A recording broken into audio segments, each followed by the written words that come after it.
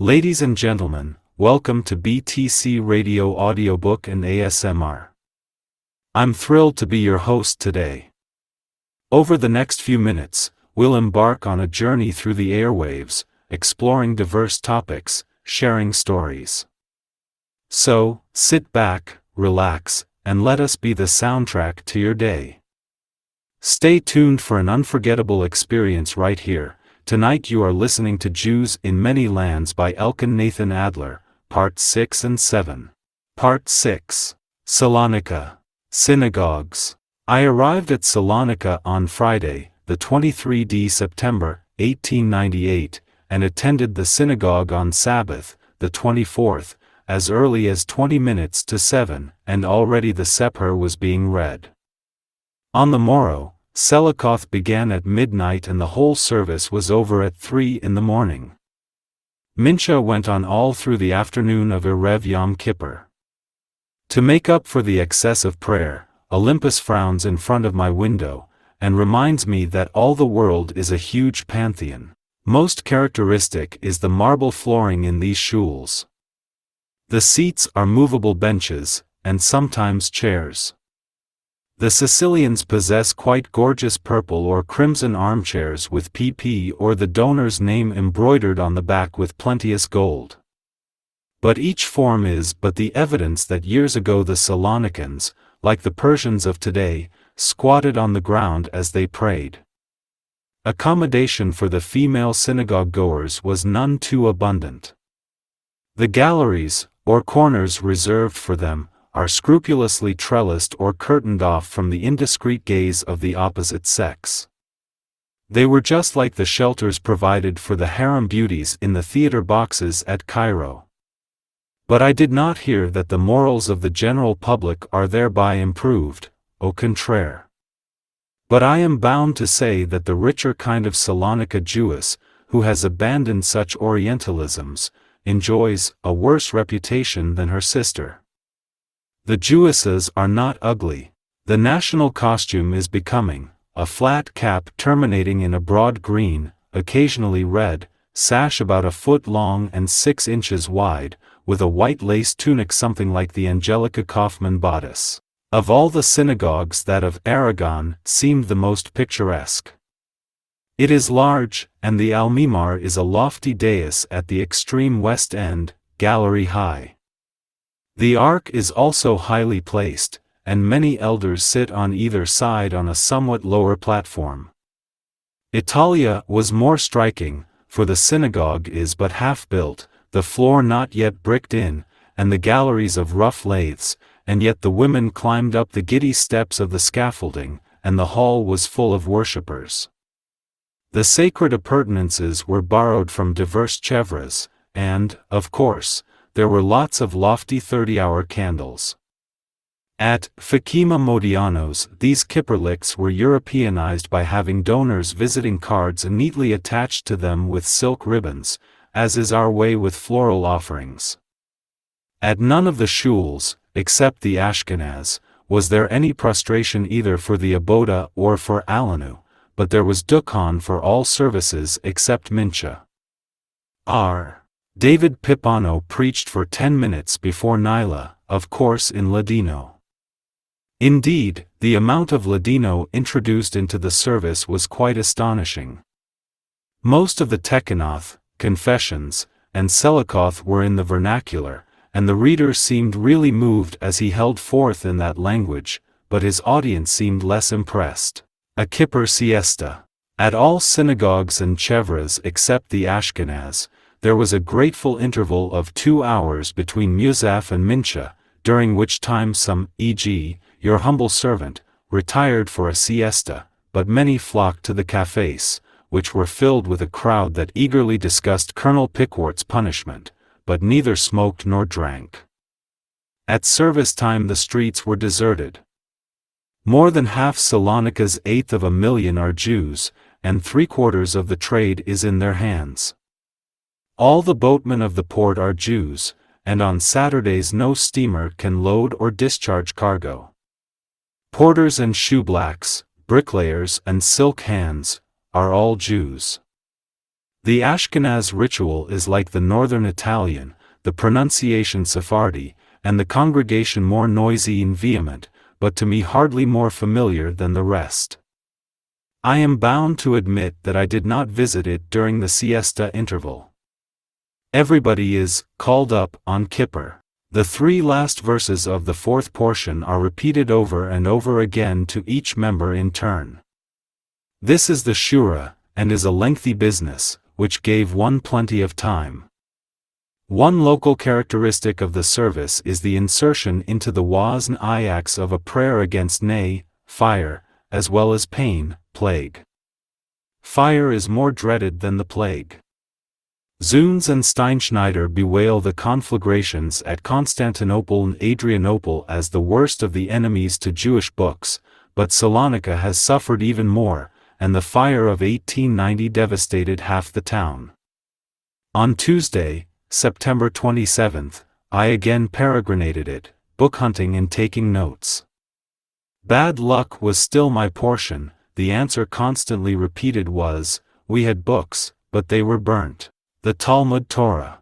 The Talmud Torah is still in ruins, but the Baroness Hirsch has promised to give 60,000 francs toward the cost of rebuilding in modern style, if the community will find the rest. The insurance companies had to pay 15,000 as their part of the loss, but there is still a heavy deficit. The Grand Rabbi, Carlo Alatini, the Modianos, Fernandez, Sayas, Misrachi, Ozol, Judah Nehama, even the British Consul General, Mr. Blunt, everybody begged me to use my good offices with the Anglo-Jewish Association to get them to help. And really it seems a case where a slice of its school construction fund should be available. After the Baroness' generosity, they must not ask anybody else in Paris. But there is a humorous side to the question. It reminds one of the story of the Galician father who was so very depressed. "What is the matter?" asked his friend. "I have promised my daughter's young man a nettin of 500 gulden, and there are still 250 I cannot find." "What nonsense! If you have promised 500, he won't expect more than 250, so you are all right with your 250. "Ah! But it is just that 250 which I am wanting. It is a dreadful pity that the Talmud Torah building was destroyed. It was one of the most ancient and authentic in the community. Inscriptions and manuscripts. 2 Hebrew inscriptions still remain in situ by the well of the courtyard which I managed to photograph. 2 others have been removed to the rabbi's house. One is of 1752 and the other of 1624. The last has special interest, because it commemorates Noah Cohen Ashkenazi. The sum total of my spoil from Salonika actually represents a negative value. There are 3 mizas, of which only one is oldish, but uninteresting, a 15th century doctor's Vade Mecum. The other 2 are quite modern, scriptural expositions in passable Hebrew, by a Greek proselyte, Rabbi Abraham Hager, about 60 years old, and the other, a similar work, politely forced upon me by the author's grandson. The printed works proved my pitfall. Dr. Berliner proclaimed, in the Hebrewish bibliography some months ago, that he had 2 pages of a mysterious edition of the Talmud, which he had abstracted from a Salonika binding. In the Cairo Geniza I found a large fragment of 50 pages of Barakoth of the same edition, and we laid the flattering unction to our souls that this was a Salonika incunabulum. Unfortunately, a complete copy of Baba Mizia has turned up of the same edition, but with a title page. And now it appears that it was printed only in 1706. The printers boast that fresh letters were actually cut for this same edition, but it was really nothing to boast of, for the print is vile, and, indeed, so bad that a sympathizer to whom I had shown my fragment had hopefully suggested that it might turn out to be a unique specimen of Hebrew woodblock printing.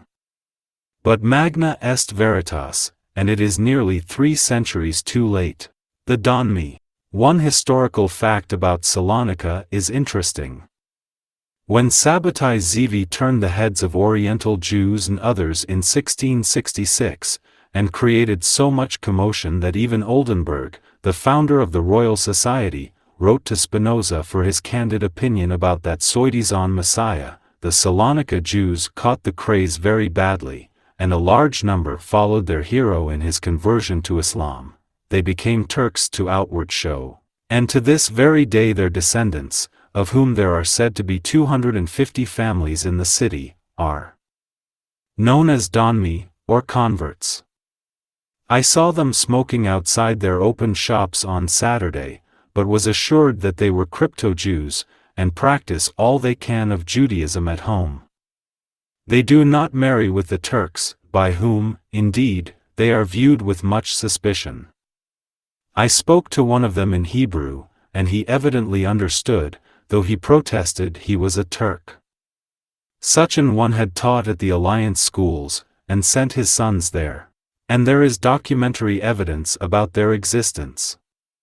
There is a responsum about them in the NW of our Joseph David, the Grand Rabbi who died in 1737, and whose work was published 3 years later.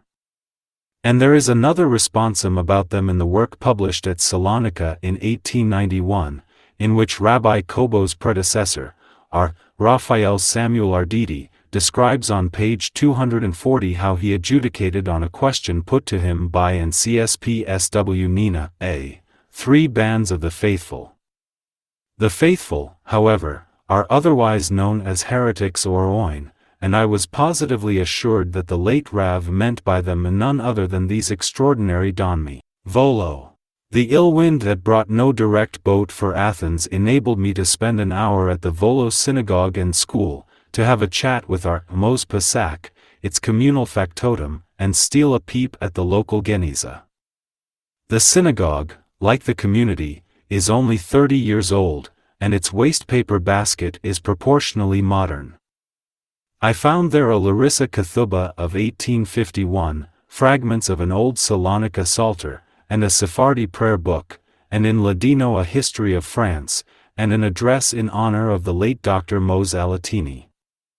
Praise is also therein incidentally bestowed on those other 2 Salonika worthies, the Baron and Baroness Hirsch, portraits of whom, by the by, I saw in several poor homes at Salonika.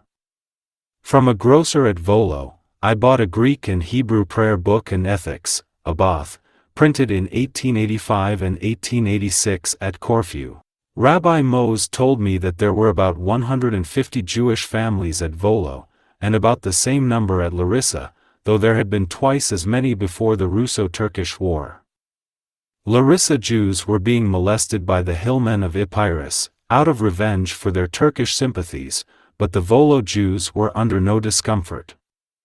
Volo is a seaport and has consuls, to which fact, indeed, it owed its immunity from all damage during the Turkish occupation. Part 7. Smyrna. The home or Sabbatai Zvi. The earlier days of Sukkot I spent at Smyrna. To schoolboys it is known as the first of Homer's 7 birthplaces, but to Oriental Jews it is famous as the birthplace of Sabbatai Zevi, the Zionist and false Messiah of 200 years ago. His father and uncle died here in 1666, and the following was given me as their epitaphs. For obvious reasons, I did not copy them myself. I was told that a local and contemporary Hebrew almanac had appeared with a rude woodcut, showing Sabbatai Zevi seated on the throne of David, Solomon, as king of Israel, but I was not able to find a copy. There are 4 large and 5 minor synagogues here. As a stranger I went to that of the Ons first, and here I was fortunate enough to find the venerable chief rabbi, the Chacham-Bashi, our Abraham Pelago. He is a fine-looking man, with a long white beard, and his age is variously given as 90, 93, and 95. His conversation is bright and animated, in Ladino by preference.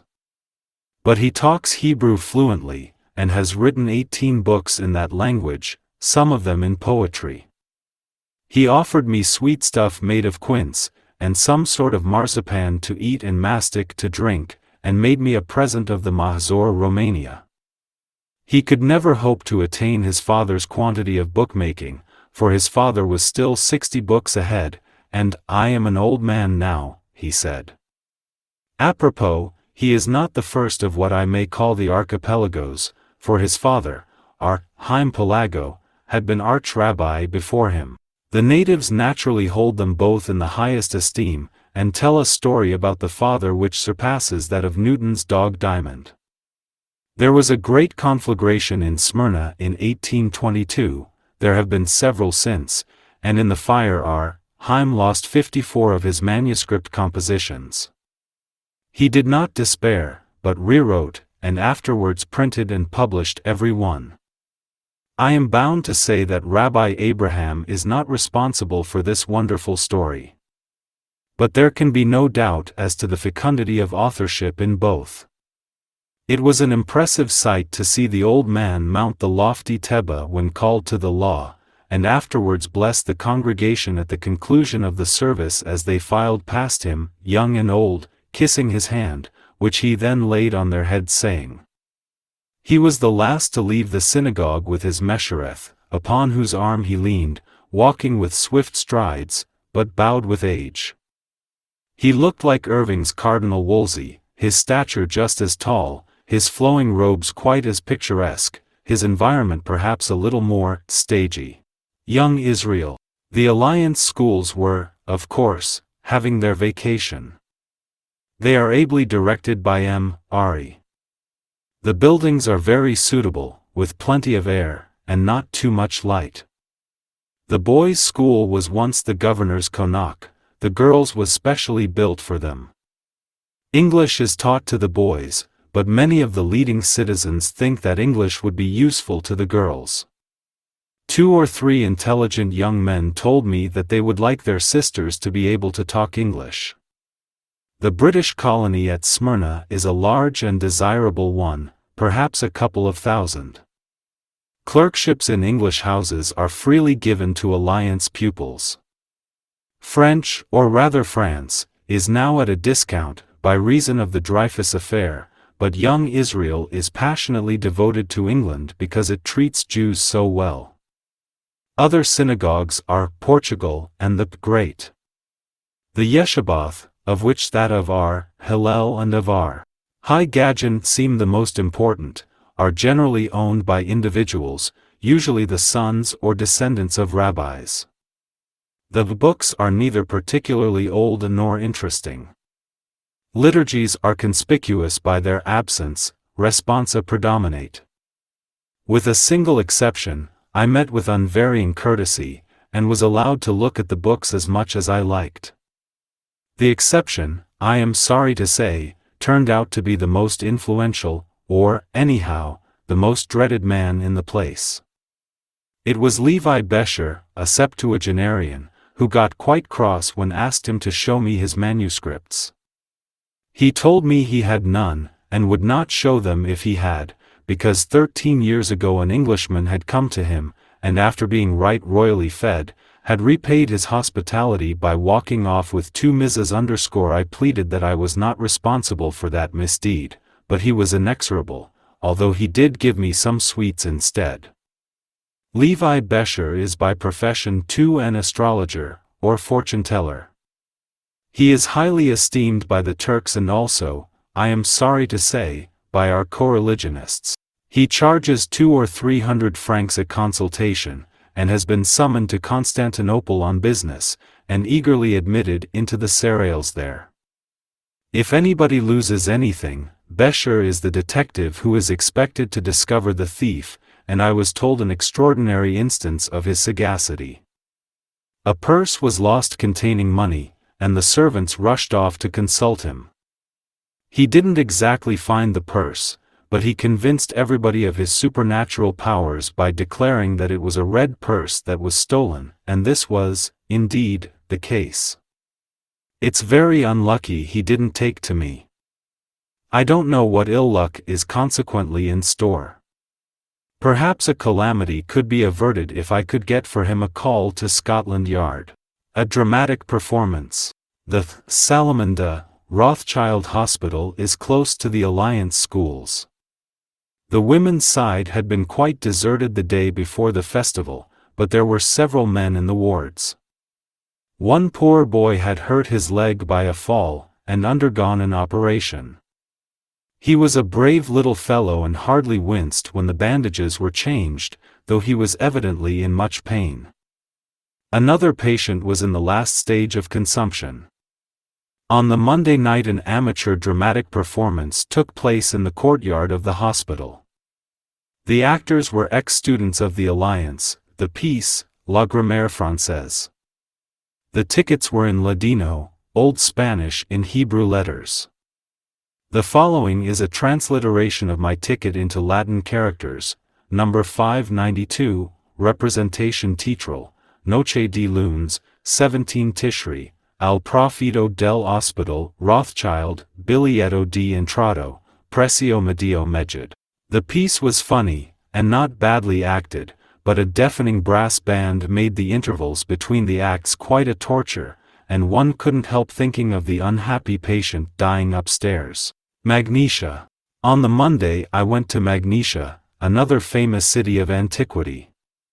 But neither a colossal statue of Cybele on Mount Sipylus, nor some wonderful prehistoric chambers, tombs, cut in the solid rock a few miles off, could restore the illusions, which vanished as one bumped along in a Smyrna and Casaba railway carriage. There are about 2,000 Jews in Magnesia, less than a tenth of the number in Smyrna, but the Alliance schools are excellent.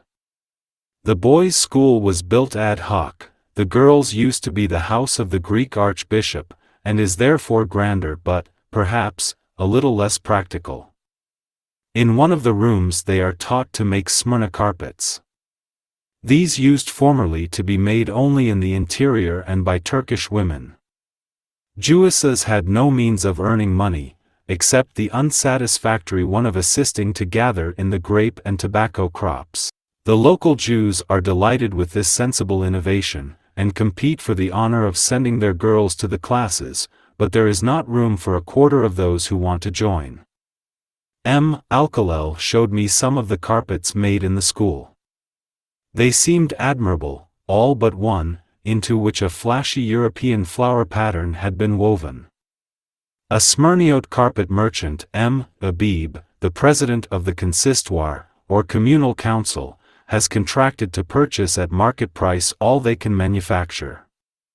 The consistoire, by the by, is a representative institution, elected by 96 electors, 10 chosen by each synagogue and 6 by the rabbis of Smyrna. A wonderful manuscript.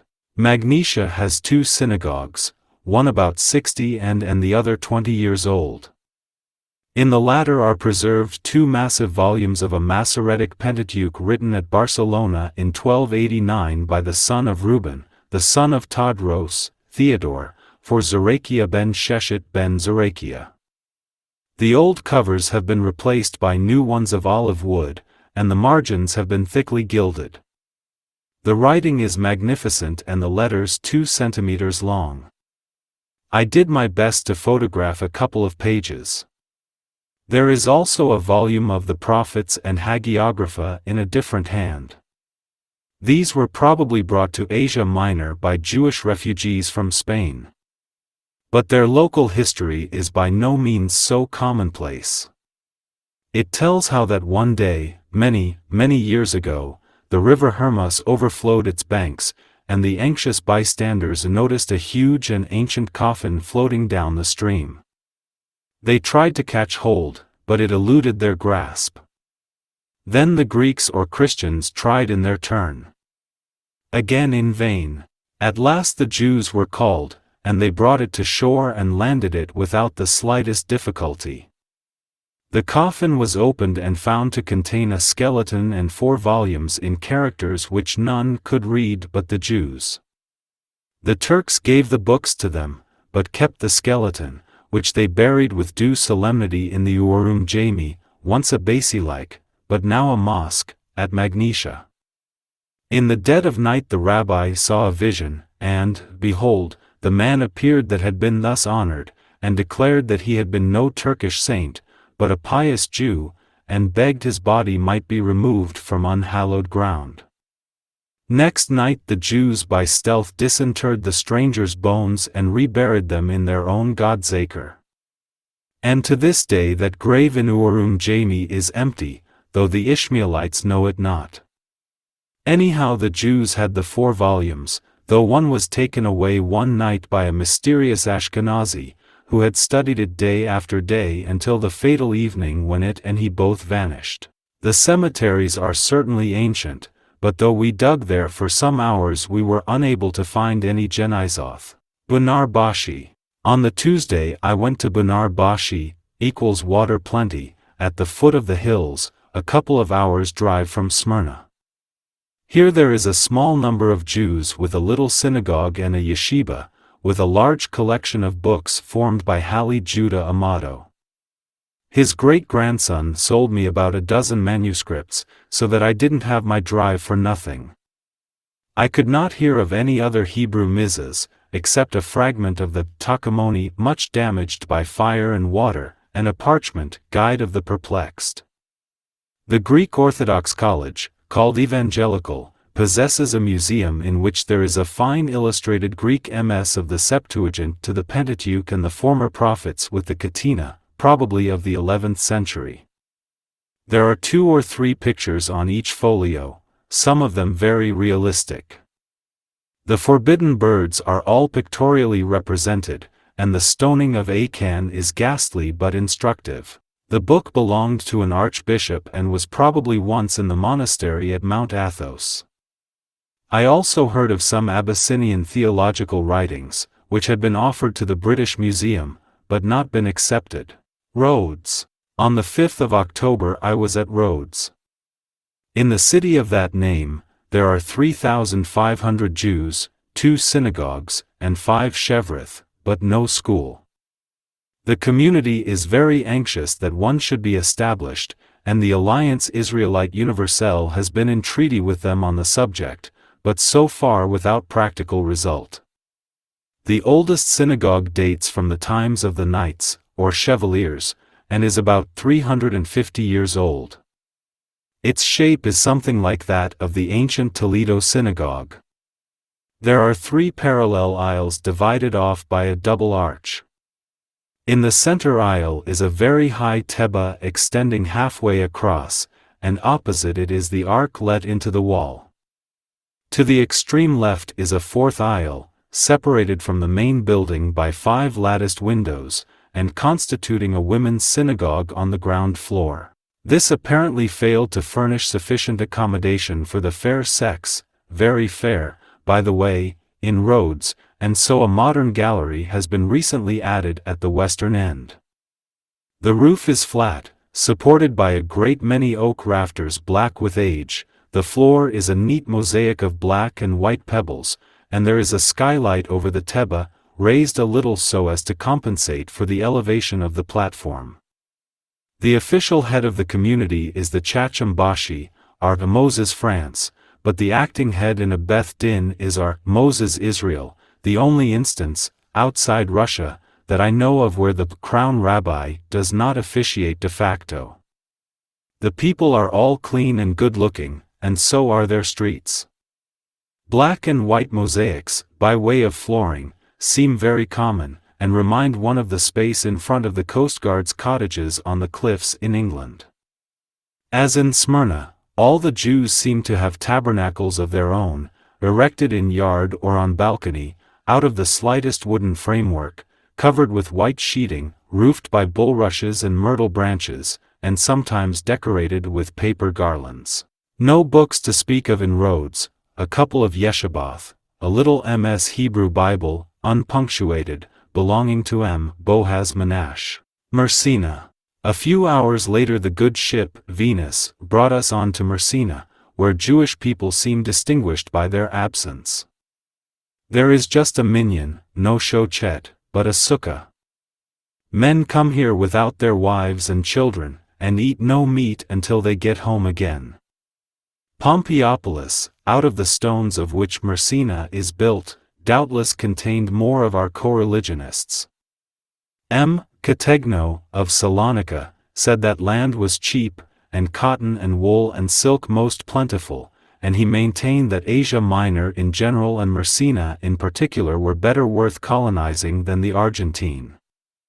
And yet even at Koni, the terminus of the great railway to Constantinople, there are no Jews, at Adana only one, the judge of the Tribunal of Commerce, and at Alexandretta only 15 families.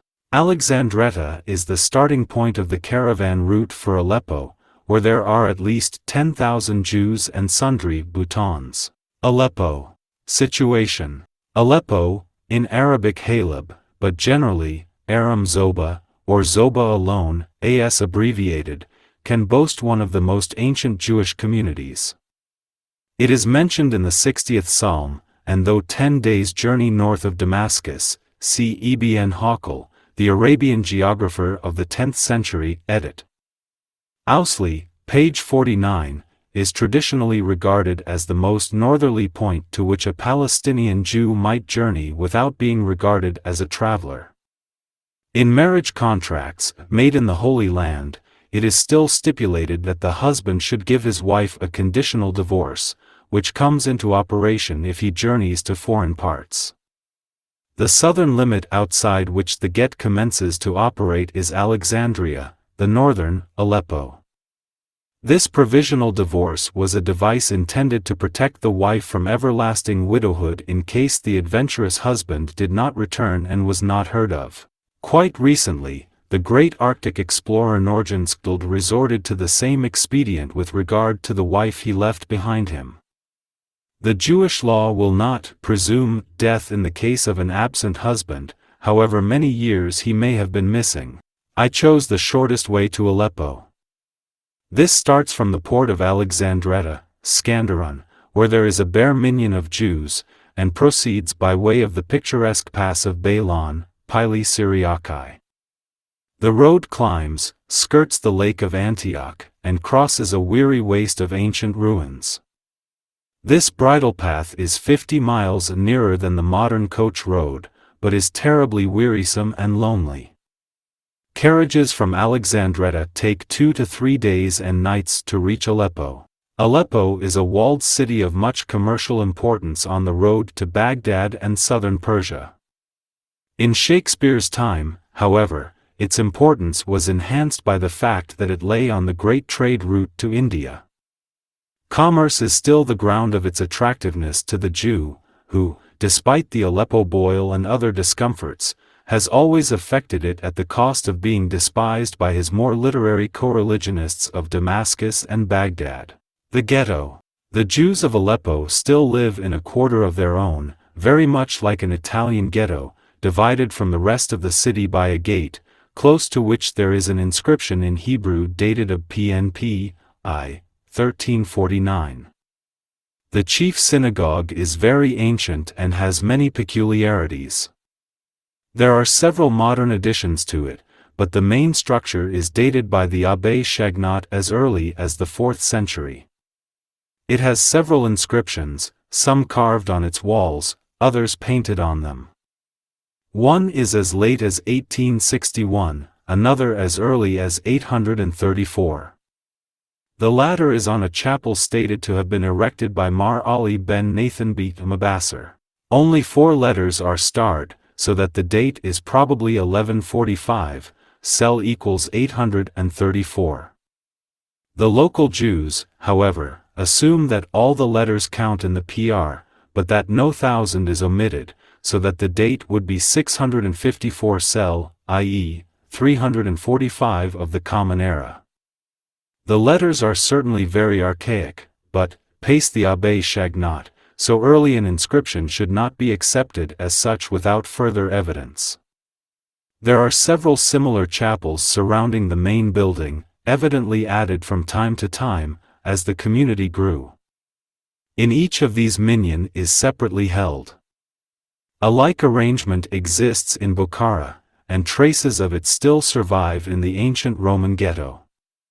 The chief peculiarity of the Aleppo synagogue is a raised pulpit called the 5 approached by a flight of some 20 steps and still used for the solemnization of a birth milah. The Aleppo Codex.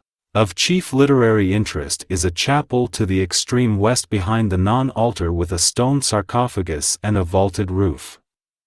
Local tradition has it that here the apparition of Elijah the prophet had been seen, and it had saved the community during one of its numerous persecutions. In this damp shrine the famous Masoretic Codex, the pride of the Aleppo Jews, is reverently preserved.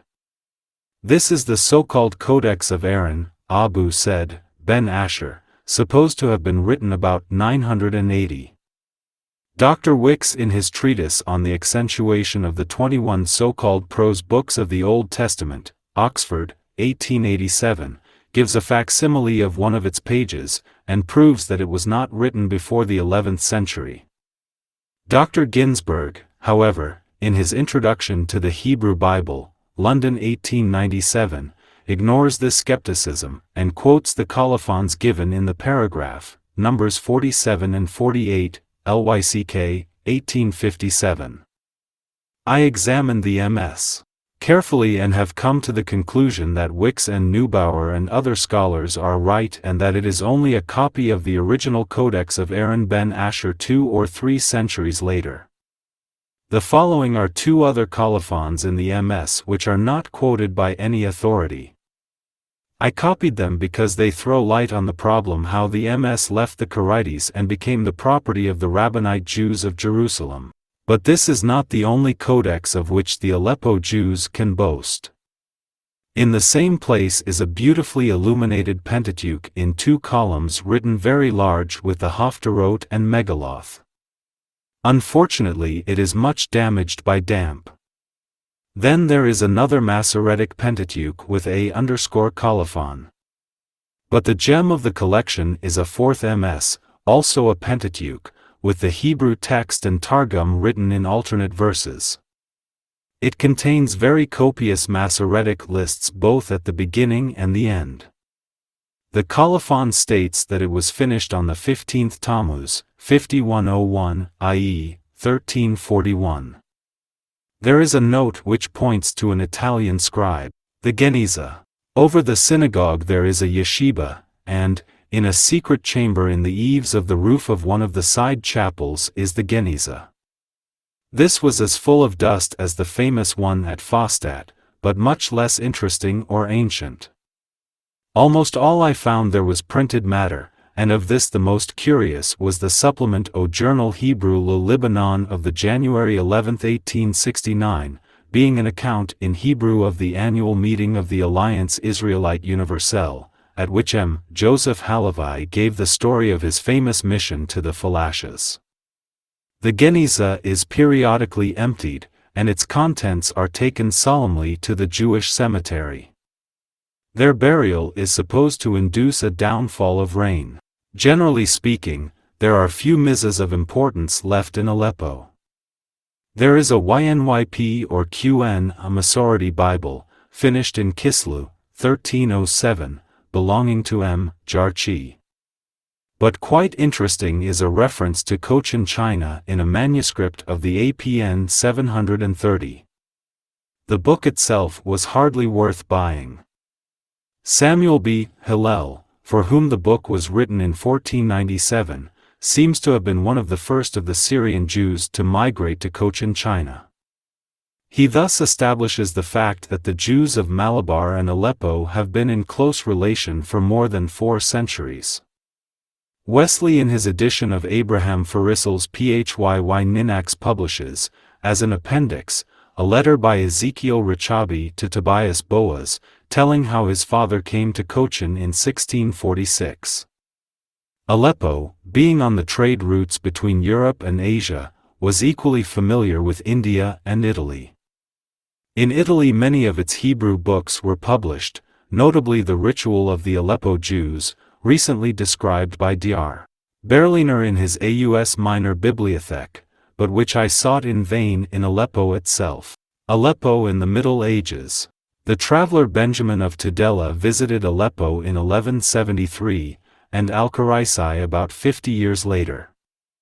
The former calls the citadel the palace of King Nureddin, and says that, at the time of his visit, there were 1,500 Jewish inhabitants, of whom the chief were Moses el-Costandini, Israel, and Seth. The witty author of the Takamoni has much to say in praise of the Jews of Aleppo in Makamat 17, 47, 50, and especially 46.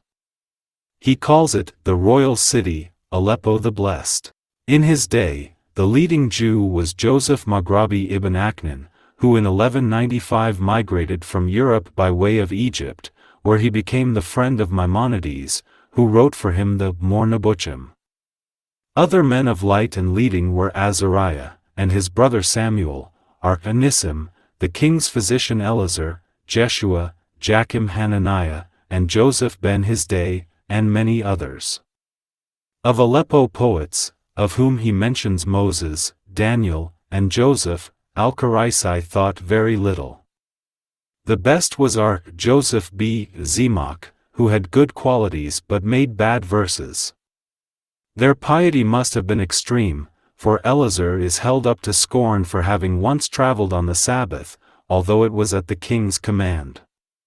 In 1401, as appears from notes in contemporary Mizas in the Bodleian Library, the Jewish quarter was pillaged, with the rest of the city, by Tamerlane, and a Jewish saint died there after fasting 7 months. In the 16th century, Samuel Laniado b. Abraham, and in the 17th, Chaim Cohen b. Abraham were representative authors. The Meker Chajim of the latter was published at Constantinople in 1649 and at Amsterdam, by the famous Manasseh ben Israel, in 1650. Other Aleppo worthies are Isaac Lopez in 1690, Isaac Baracha in the 18th century, and Isaac Athia about 1810. Schools. It is estimated that the present number of Jews is 10,000, each of whom has to pay a poll tax collected by the communal chiefs. Besides various primary schools, Mn Abn, where only Hebrew and Arabic are taught, there is a boys' school founded by the Alliance Israelite in 1869 with 250 pupils, of whom 96 pay, and a girls' school founded in 1889 with 195 pupils, 79 of whom pay. The costume of the Jewess resembles that of the natives, and is a long black cloak in which she is shrouded from head to foot, but she does not cover her face with a gauze veil like her Mohammedan sister. Her moral character stands high, but there was a troop of singing girls from Damascus in the city, and some of these were Jewesses. One was a great favorite with the young people, whose enthusiastic shouts of Kamani, Tara, Encore, Esther, gave voice to their appreciation of her histrionic gifts. The girls at the Alliance School wear European dress. The chief rabbi Abraham Kolonii was degraded by the local pasha in 1896, and replaced by a vakil, substitute, Chachambashi, Salomon Safdi. A Hebrew printing. Aleppo 167. Press has existed for a few years in Aleppo, and I possess the rules of the Jewish Friendly Society, 7a. AP. Printed there in red letters in 1898. Everybody, and especially Raphael Silveira, treated me with much kindness, and I was sorry to leave them after only 3 days' stay. I confess to feeling some emotion when my hosts applied to me the ritual of the departing traveler. It was a pretty Godspeed with which I was conducted forth from the city. Psalm Ksai was solemnly recited as a dialogue between the citizens and their departing guest. The Lord shall guard thy going out and thy coming in, was a sufficiently comforting message, and yet I felt as though I were officiating at my own funeral. A lucky find. I felt the keenest disappointment at the poor results achieved after a systematic search for literary treasure in what, from a distance, seemed so rich a quarry. I had delved and groped in the recesses of the huge Geniza of the oldest and one of the largest synagogues now existing, but though the dust was more acrid, and the work far dirtier than that of Fostat, the matrix was modern, and the dirt not pay dirt. I left the ancient city discouraged and disgusted, but just as I reached the gate, a poor man hurried up with a bundle of pages which he offered me. I did not want to take it, but by way of polite negative offered him half a Megidia. "It is yours," he cried, and passed me the bundle, which I accepted without enthusiasm, though with a sort of idea that it might serve as reitseliterator. When, however, I came to examine it, I found that it was a veritable treasure trove, better than anything I had voluntarily acquired. It turned out to be the unknown divan, or rather a very large fragment of the divan, composed by Elazar Hababli, an Eastern poet, probably of Baghdad, who was on terms of intimacy with the son of Maimonides and most of the other Hebrew worthies of his time. The schools at Tetuan. During a short visit to Morocco, in 1894, I had an opportunity of seeing and admiring the girls' and boys' schools of the Alliance Israelite at Tetuan. Notwithstanding the coincidence of Ramadan and Easter, which at Tangiers had been utilized to make a Jewish holiday, the schools were at work, and the pupils were busily and happily employed. The school buildings are well suited for their purpose, but essentially foreign to their environment. Instead of their native marble and brilliant azulejo tiles, the Tetuanese are here taught to admire the bricks and mortar of Marseilles. The building, I was told, was built by the French, and bodily imported from France, at a cost of 80,000 francs, although a third of that sum would probably have sufficed to adapt a Moorish palace to the requirements of a modern schoolhouse. That such a model is by no means unsuitable is proved by the English school at Tangiers, which, with its open galleries on the upper floors round the centre atrium into which the schoolrooms open, is more artistic but not less convenient than the most modern of London school buildings. Such as it is, however, the boys' school at Tetuan is without question practically built. There is only one story. 8 classrooms occupy 2 sides of a central courtyard planted with lime trees, lavatories take up a third side, and a library and the headmaster's office and entrance occupy the fourth side. There is a similar quadrangle for the girls, similarly planned out, and, of course, with a separate entrance, giving on the main and many-arched lane of the Mela in which the Jews are locked up night and day. The headmistress is Mdli Ben Simmel, who, like one of her subordinates, has been well trained at the École Bischofsheim in Paris. The director of the boys is M. Nissim Levy, who has occupied his post for about 2 years. He has 6 masters under him and 356 boys, of whom 176, or just about half, pay school fees. Among the pupils are 2 Catholics and 1 Arab. Except in the lowest class the Spanish jargon, which is the vernacular of most of the Moorish Jews, is not spoken. French and Hebrew are the only languages taught. The circulating library, which for contents is beyond praise, cannot boast a single English book, not even a dictionary, but there are translations, into French, of Quentin Durward, and Compert's Ghetto Stories, and Grietz's History of the Jews. The pupils are admirable French scholars. The only mistake they made in a somewhat difficult piece of dictation was a superfluous s in leur. But it is questionable whether an English master would not be of advantage to the school. As it is, the only outlets for the Jewish emigrant from Tetuan are Algiers and Spanish South America. If the boys had a little knowledge of English, Egypt might provide a fresh field for their energies and ambitions. With the Hebrew instruction, which includes Rashi and Dinim, I was specially pleased. This is the less surprising, seeing that Tetuan is the seat of the chief Moorish rabbi, to whom the Jews of all Morocco and even of Gibraltar appeal on questions of doctrine and dogma and ritual. The girls' school comprises 280 pupils, of whom only 95 can afford to pay. 3 of them are Catholics, but there is, of course, no Mohammedan little girl. Here, too, French is the language of authority, but I must confess to having been more interested in the class for dressmaking, where I saw a smart-looking Paris frock being built, in primary colors, for a Jewish bride. I sighed for the artistic draperies which our émigrés had brought over to Tangiers from Castile, but admired the furbelows of this century and the eagerness with which they were being adopted by our dark young sisters in 1894.